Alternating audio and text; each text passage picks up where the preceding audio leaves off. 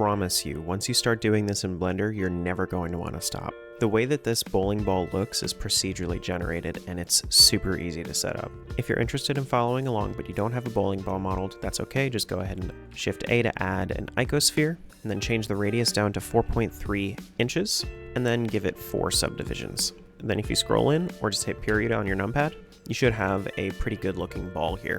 Then of course make sure you're in the material preview or render preview tab. So let's say that this bowling ball had no material at all. What we want to do is we want to go down to the material properties tab and then just click new. Instead of changing away completely from the 3D viewport, we're going to go ahead and drag a new view in and then change that to shader editor. What it's going to start out with is a principled shader as well as a material output. You don't really have to know what material output does, just have whatever shader you have pointed to surface at least to start. And then the same is kind of true for the principled shader. Most of these options are going to be pretty niche. You'll get used to it over time. We're going to hit Shift A to add, search for a noise texture. Now when I plug this into the color of the principled shader, you'll notice that it's going to have this rainbow effect. That's because the noise texture, all it's doing is just giving random noisy values. With scale, you can change how large or small the iterations of the randomness are. Roughness will change how blurry or sharp the randomness is. And then distortion distorts it. Easy enough. Now, if you're working with materials a lot, you want to have the Node Wrangler add-on enabled, and this is one of the main reasons that I have it. If you don't, go up to Edit, down to Preferences, then the Add-ons tab, just look for Node Wrangler, and then go ahead and enable that. What I'm going to do is I'm going to hit Control-T. That's going to add a texture coordinate node and a mapping node.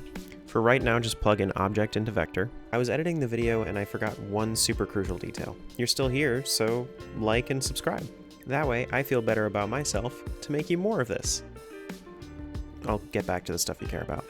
And then we're just going to move that, forget about it for right now. Aside from noise textures, your other best friend when working with procedural materials is going to be the color ramp node.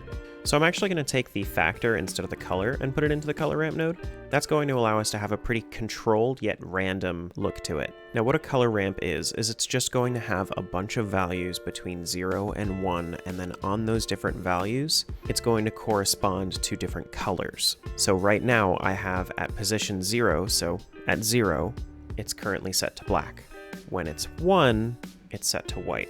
And then everything in between is all these different shades of gray. If you want to, you can move the positions and then the texture will update accordingly. Or you can click on each of these individual stops and then change their color. I'm actually going to make this into like a dark green. I'm going to move it on up a little bit. And then I'm going to do a similar thing with the white. Just going to be a light green. Now for this, I'm going to change the interpolation from linear to ease. I just kind of like the way that that looks a little bit better. You can kind of play around with it and see what you like the most. I would not recommend going to constant though. Constant is going to make it very, very harsh one way or another.